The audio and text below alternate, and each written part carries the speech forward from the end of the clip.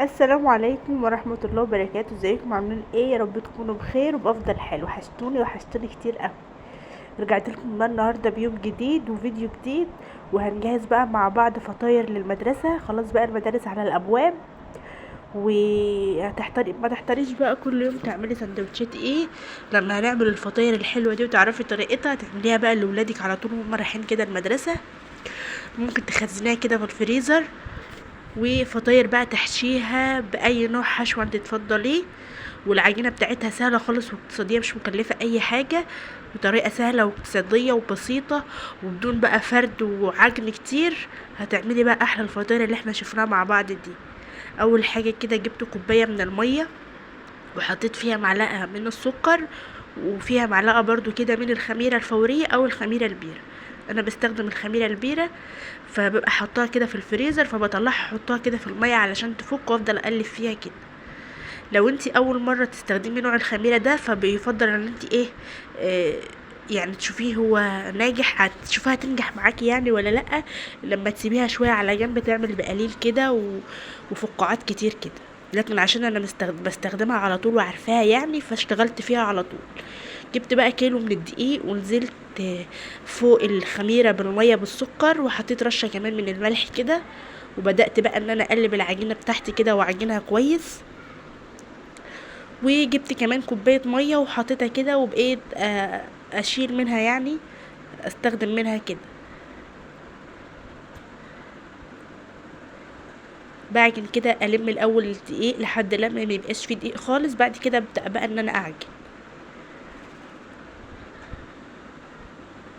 العجينه دي اخدت معايا حوالي كده كوبايتين الا حاجه بسيطه كده، مش كوبايتين ملانين يعني. بدات اعجن فيها وكده كده العجينه، وزي ما قلت لكم في فيديوهات كتير قبل كده، في فيديوهات المخبوزات، العجينه لما تبقى تلزق معاكي تديكي نتيجه كويسه خالص في الاخر. يبقى المخبوزات اللي انت بتعمليها بتكون طريه. انا قعدت اعجن فيها، ابل ايدي ميه كده واعجن لحد لما بقت معايا بالشكل اللي انتوا شايفينه ده. العجينه كده ناعمه، بتلزق بسيط خالص، وبقت ناعمه معايا من غير بقى ما اسيبها تخمر ولا اي حاجه. بشتغل فيها على طول من غير ما تخمر، وايدي بقى تكون سريعه وبشتغل على طول علشان ما تخمرش معايا. وببدا بقى ان انا اكورها كده كور زي ما انتوا شايفين كده، قد البيضه او الحجم اللي انتي عاوزاه.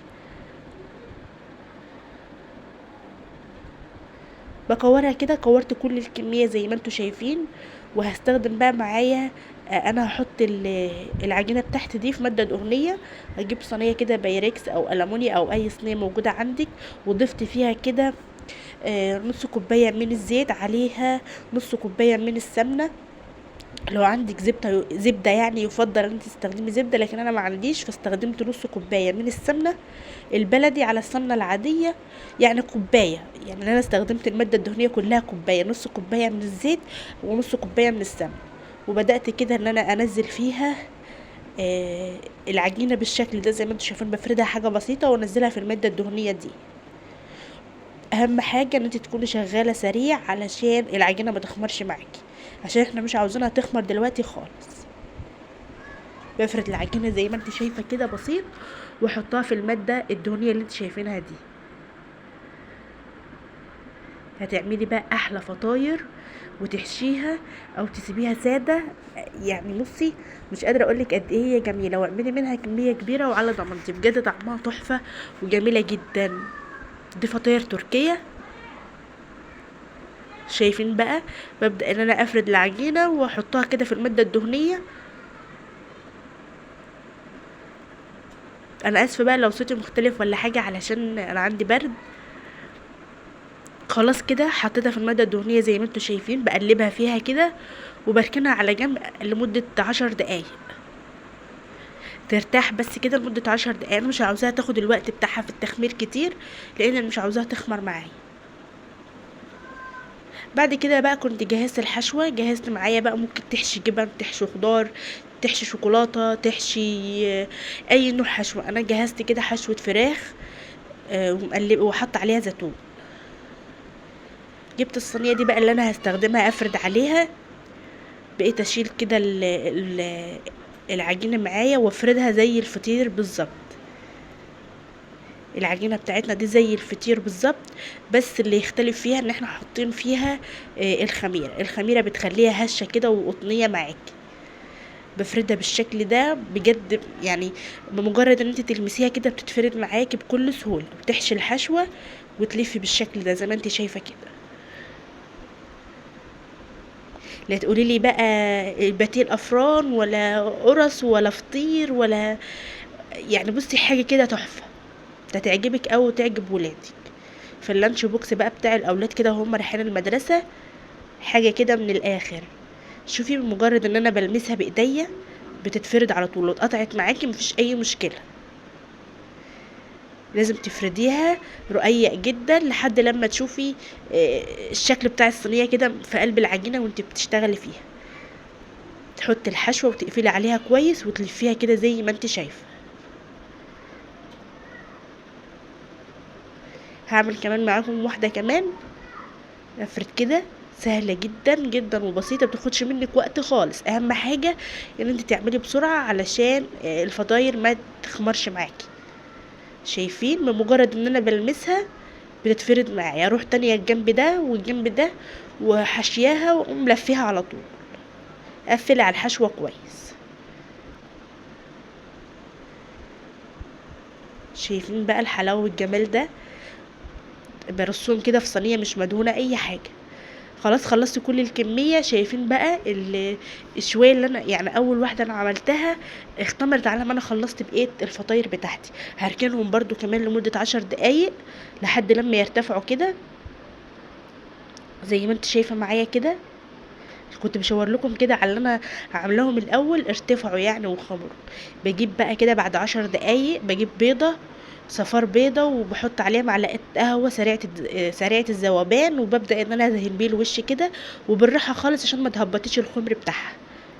بدهن كده الوش. ممكن تدهني الوش لبن او بيض وعليه معلقه خل، او بيض وعليه معلقتين من اللبن، او ممكن تدهني الوش بتاعها كده معلقه من السمنه او الزبده وخلاص. لكن صفار البيض بيديكي حمار وبيديكي نتيجة حلوة قوي. بدهن كده الكل وبقولك بالراحة خالص علشان الخمر بتاعها ما تهبطوش. وطبعا مسخنة الفرن بتاعي على درجة حرارة عالية 200 علشان يسخن. لازم تخش فرن سخن. شايفين بقى بعد ما دهنتها كده اروح بقى ادخلها الفرن. قعدت معايا حوالي تلت ساعة كده في الفرن زي ما انت شايفة شكلها تحفة ازاي. بغطيها بقى كده وهي سخنة، بروح مغطياها الفوطة وحاطه فوق الفوطه كده مشمع او كيس علشان يحبس كده الحراره وتطرى معايا، لان هي بتبقى طالعه من الفرن ناشفه. بتغطيها لمده 5 دقايق علشان تطرى معاكي شويه وتاكلي احلى فطاير بعجينه اقتصاديه وسهله وبسيطه، ما خدش معاكي اي وقت، وبطريقه فرد جديده. والحشوه بتحشيها زي ما انت عاوزه، تستخدميها بقى ايام المدارس عشان بقى ما تحتاريش كل يوم تعملي للولاد سندوتشات ايه. تطلعي على طول كده الفطيره تحطها لهم في اللانش بوكس على طول. حاجه كده جميله، وتحشي اي حشوه تخطر على بالك، طريه ومورقه وجميله، والنتيجه بتاعتها تحفه، واخده لون فظيع زي ما انتم شايفين كده من تحت ومن فوق. بجد النتيجه بتاعتها حلوه قوي، جربيها هتعجبك. طعمها فظيع، طريه ومورقه، طريه جدا وحلوه وقطنيه كده معاكي، تحس ان انت ماسكه حته قطن كده في ايديكي وخفيفه. وشايفين بقى التوريقه بتاعتها من جوه عامله ازاي؟ شايفين الحشو اصلا جواها مورقه كده وفظيعه، طعمها خطير. اعملي كميه كبيره بقى وتقدري انت تفرزيها في الفريزر. شايفين الجمال؟ بتحكي كده عن نفسها. شايفين قطن قطن كده وجميله.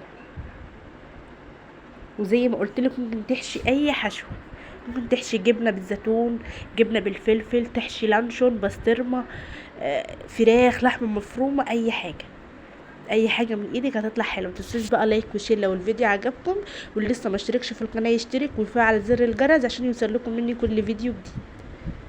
شايفين الجمال والحلاوه؟ ما تنسوش بقى تقولوا لي رايكم فيها لو جربتوها. استنوني في الفيديو اللي جاي. اشوفكم على خير، مع الف سلامه.